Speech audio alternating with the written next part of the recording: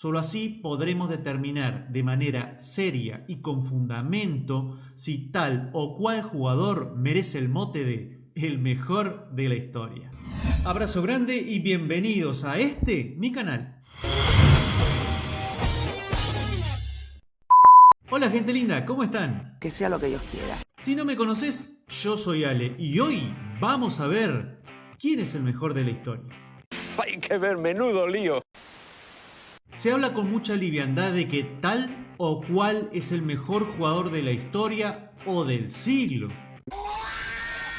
Más allá de que entiendo de que es solo una estrategia de los vendehumos para llenar horas de programas con discusiones totalmente inútiles, para afirmar algo así tenemos dos grandes impedimentos. Uno de carácter temporal. Es muy difícil que alguien haya visto jugar a todas las leyendas de este deporte y siga vivo, o por lo menos con todas las facultades mentales intactas. El segundo condicionante es que es un tema extremadamente subjetivo. Hay quienes les gusta uno por sobre otro y no necesariamente tiene que haber una explicación lógica.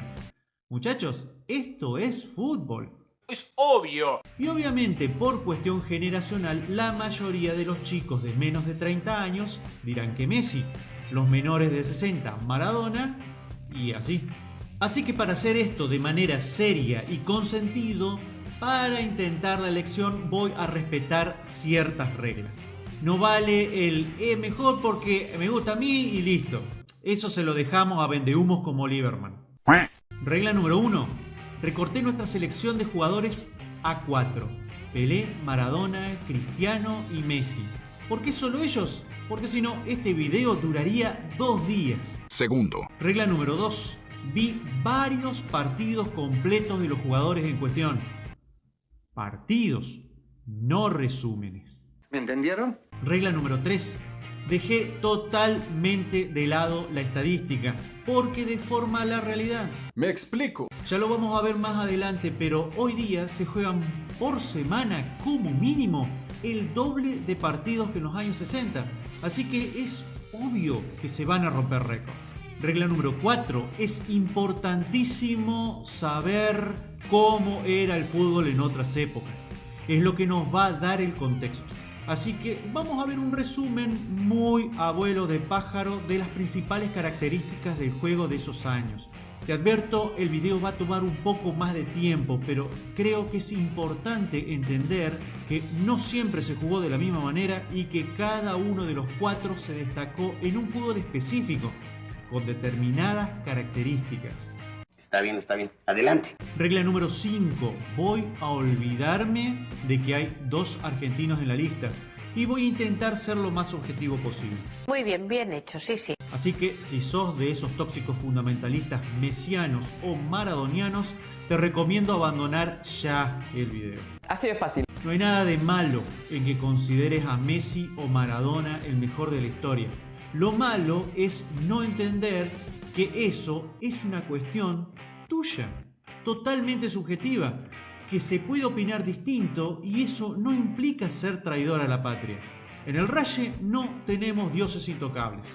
Aquí no hacemos esas cosas. Todos son jugadores de carne y hueso con virtudes y defectos. ¿Y ya? La idea es determinar lo más objetivamente posible no si pudieron haber jugado en otras épocas, sino si lo pudieron haber hecho con suceso, destacándose del resto al punto de ser el mejor también en ese fútbol de antaño. Solo así podremos determinar de manera seria y con fundamento si tal o cual jugador merece el mote de el mejor de la historia.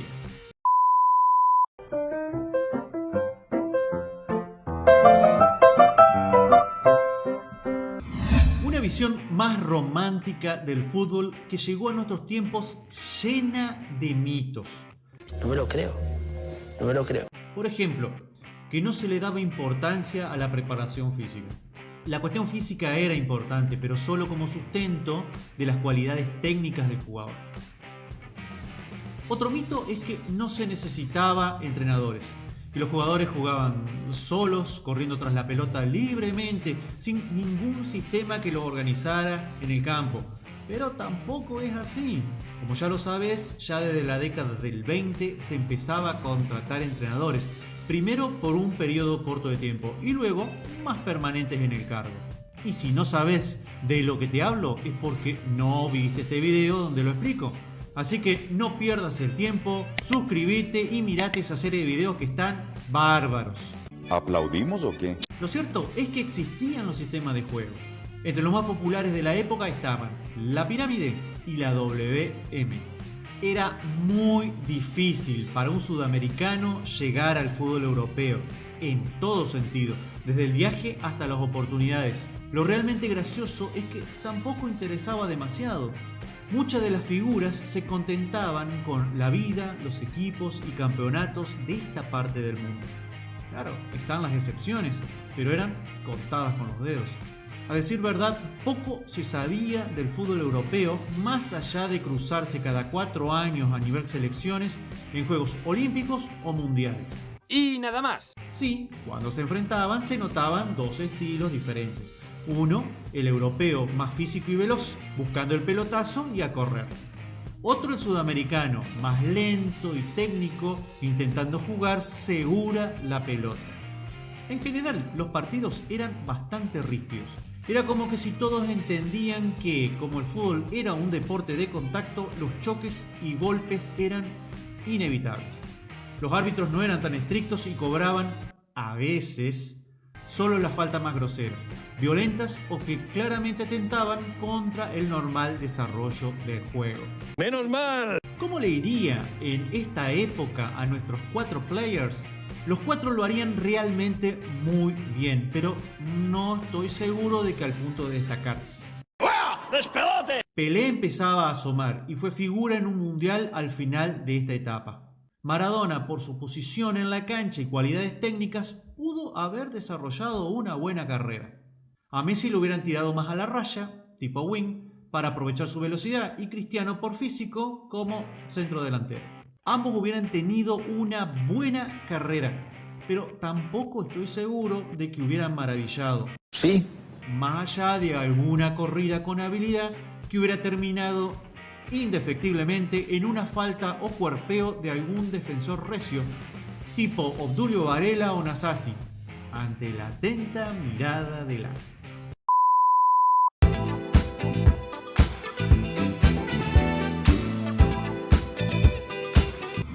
El fútbol europeo empezaba a tener cierta preponderancia en el contexto internacional, aunque todavía había bastante paridad con Sudamérica. Pese a eso, surgió un grupo de entrenadores que, vaya a saber por qué, veía el fútbol nuestro muy anticuado o hasta inferior con respecto al practicado del otro lado del charco, por lo que comenzaron a tratar de imitar o directamente imponer el estilo europeo, con mayor o menor suceso. Esta gente es muy rara, ¿no? La preparación física, el dinamismo, el trabajo en equipo y la táctica se volvieron moneda corriente. Por estos lados se lo llamó fútbol moderno, más resultadista y que buscaba anular las virtudes técnicas del rival a base de preparación física y orden defensivo. A diferencia de la época anterior, el fútbol se volvió más especulativo. Se atacaba lo justo y necesario hasta lograr la ventaja y una vez conseguida, se entregaba la pelota y a defenderse a dicho. Esto repercutió en que los partidos se volvieran un espectáculo bastante más aburrido y con pocos goles. Era el auge del catenaccio. Al hacerse todo más parejo y en el afán de conseguir resultados, muchos de esos entrenadores apelaron además a ciertas prácticas que llevaron al fútbol nuestro a un territorio bastante alejado del deporte caballeresco practicado en Europa. ¿Pero cómo? ¿No era que admiraban al fútbol europeo? Se lo llamó picardía o viveza, jugadas al límite del reglamento o directamente fuera de él, que no terminaban de ser trampas propiamente dichas. O sí, en algunos casos. Maniobras destinadas a sacar de quicio a los rivales con tal de desconcentrarlos o directamente sacarlos del partido y lograr así una cierta ventaja. Eso es una aberración. Gracias a eso aparecieron verdaderos especialistas en el tema, jugadores que se volvieron tan imprescindibles como un goleador o un creativo. Como Europa aún no era la tierra prometida, los cracks autóctonos preferían hacer carrera en el club de sus amores y del cual eran ídolos. Tampoco es que hubiera muchas oportunidades, pero me imagino que a un Pelé no le faltaban ofertas. Sí, obvio. La aparición de la tarjeta roja y amarilla no cambió demasiado el concepto arbitral de usarlas solo en caso absolutamente necesario. Algo así como, si no hay fractura, tiro libre y que siga el juego. Esta fue la época donde brilló Pelé, jugador preparado para la época, que pudo imponerse con habilidad y físico, que recibió golpes y dio lo suyo también. Comenzaba a destacarse Diego Maradona, que viviría una época parecida. Cristiano tendría una leve ventaja sobre Messi, solo por la cuestión física, ya que el argentino, al ser más livianito, sería más propenso a vivir en el suelo, aunque creo yo sacaría ventaja gracias a su velocidad. Ambos se destacarían, pero creo que no al punto de sacarle el trono a O'Reilly.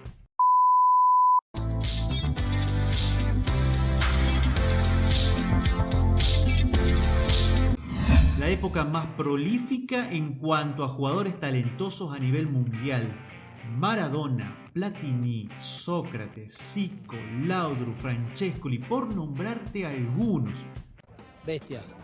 Sin comentarios, más que eso. Como el fútbol europeo ya tenía cierta preponderancia tanto desde lo económico como el estatus que daba jugar en tal o cual club de España o Italia, el poder llegar a esas ligas comenzaba a ser el objetivo de cada jugador.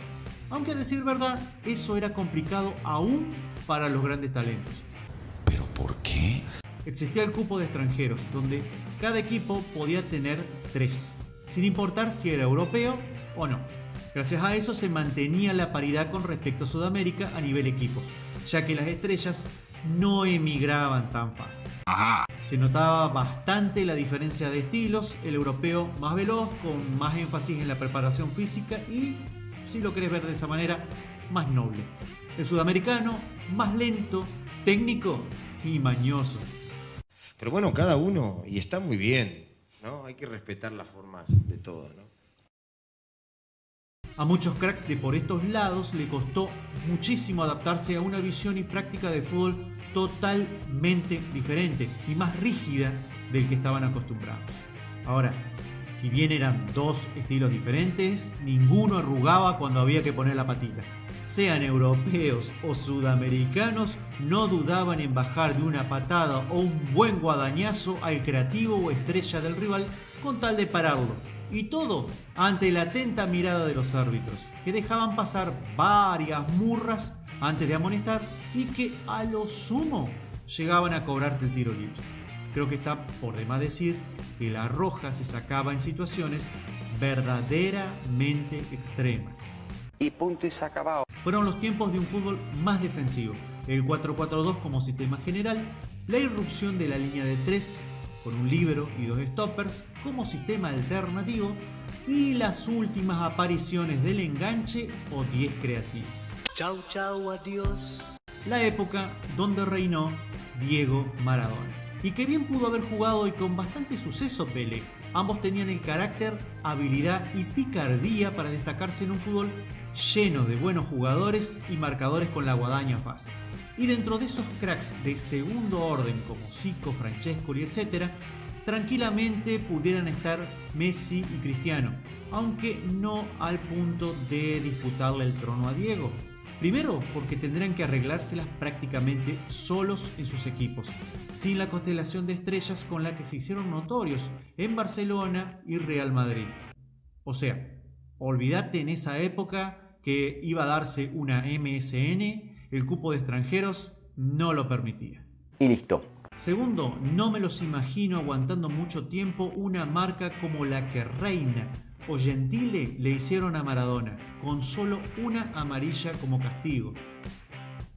Si bien tanto Messi como CR7 sacarían ventaja al principio de la jugada por su velocidad y habilidad, la cosa terminaría indefectiblemente en un mar de patadas o empujones de algún defensor áspero como mermelada de ajo. Ya no quiere compromiso y me dice que sola la paso mejor que ayer. Como dice el doctor, El fútbol es un negocio. y se volvió uno muy rentable. Por consiguiente, es la época con más cambios. La cantidad de partidos se triplicó por temporada y los mundiales pasaron a ser solo un torneo más dentro de una variadísima oferta. En Europa se volvió un aburridísimo juego de ricos contra pobres. Los torneos domésticos y continentales los definen siempre los mismos equipos o empresas, como quieras ver. ¿Me entendieron? Para el resto de los mortales, jugar en el viejo continente se volvió primordial, más que nada para hacer una diferencia económica. Esto se facilitó mucho con la entrada en vigor de la ley Bosman y la figura de los jugadores comunitarios, que abrieron las puertas de par en par a cualquier tipo que pueda dar 2 pases seguidos más o menos derecho en una temporada. Y así, Europa se llenó de jugadores medio pelo vendidos como superestrellas. Como ya hay más oportunidades, se produce un vaciamiento, sobre todo en Sudamérica y en África, que se convierten en meras exportadoras de jugadores de cada vez menos edad, lo que destruye toda paridad al interior de la UEFA y con otras confederaciones a nivel equipos. Comienza la era de lo que yo llamo equipos ONU, 11 titulares de distintas nacionalidades y continentes. Madre mía, cómo está la vida. El fútbol se convierte en un pariente cercano del básquet, un juego de posición donde la pelota circula todo el tiempo, y no siempre con sentido, con jugadas preparadas y todos obsesionados por las estadísticas, asistencias, kilómetros recorridos y toda clase de números inútiles. Lo único que falta es que Infantino se le ocurra cambiar el arco por un aro y listo. Se incorpora la tecnología y ya no existen diferencias en el juego entre continentes, ya que al estar todos concentrados en Europa, todos juegan a lo mismo. Ay, así, qué chiste. En esto de parecerse al básquet, se olvida totalmente que el fútbol es un deporte de contacto. Cada jugador desequilibrante es marcado por hasta 4 defensores, sí.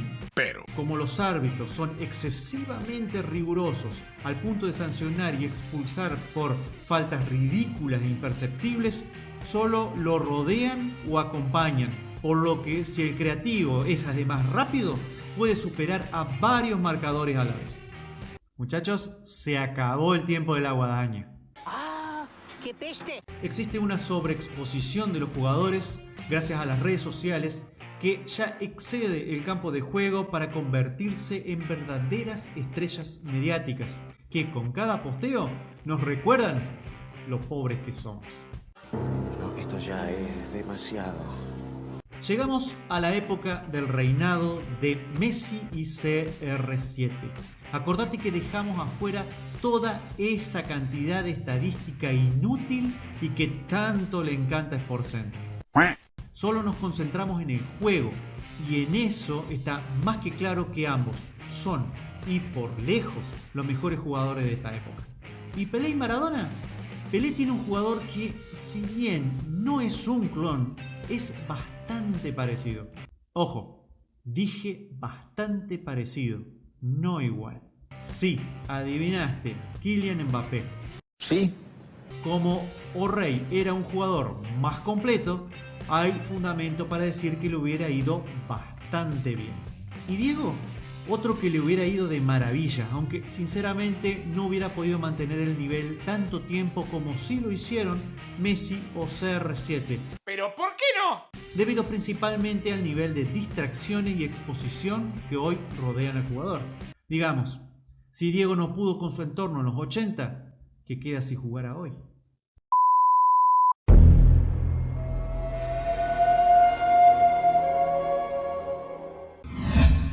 Está más que claro que los 4 han sido y son excelentes jugadores y justifican plenamente su lugar en el trono de su tiempo. También queda claro que un buen jugador puede jugar en cualquier época. Lo que tal vez no pueda es sobresalir al punto de ser el mejor. que es otra cosa. No, eso me quedó claro. Los 4 lo harían muy bien, pero no todos lograrían destacarse en un fútbol diferente al suyo. Y eso no tiene que ver con sus cualidades, sino con cómo fue evolucionando o involucionando el fútbol. De todas maneras, y esta es una opinión muy personal, creo que Pelé sería el que mejor podría haberse acomodado a todas, por juego y características. Si le hubiera alcanzado para ser el mejor de la historia, no lo sé. Es un misterio. Si tal o cual jugador es el mejor de la historia, es algo que creo que nunca vamos a saber. Pese a lo que nos quiera vender el periodismo, vaya a saber con qué intereses, o lo que nosotros mismos quisiéramos creer. Solo podemos intentar de manera muy imperfecta imaginar cómo hubiera sido. Y seguramente va a terminar habiendo tantos mejores de la historia como personas hayan vivido. Y está bien que así sea, porque recordá que el fútbol es como el arte, depende siempre de que lo mire. Gracias por haber llegado al final de este video. La idea es opinar y ofrecer nuestro punto de vista, siempre con fundamento. Caja de comentarios abierta para que vos también des tu parecer, opines, des tus razones, o si querés aportar algo, bienvenido sea. Si te gustó, te pido que apoyes el canal suscribiéndote si no lo hiciste. No te olvides de activar la campanita de notificaciones, des like, comentes, recomiendes el canal, bueno, todo lo que ya sabes. Otra cosa importante. Si querés ayudarme monetariamente, tenés el corazoncito de Super Thanks. Búscame en Instagram y Facebook, acá al costado te dejo cómo podés encontrarme. Y nada más. Abrazo grande y nos vemos en el próximo video. Y ya tengo que terminar este video. Vamos al cierre.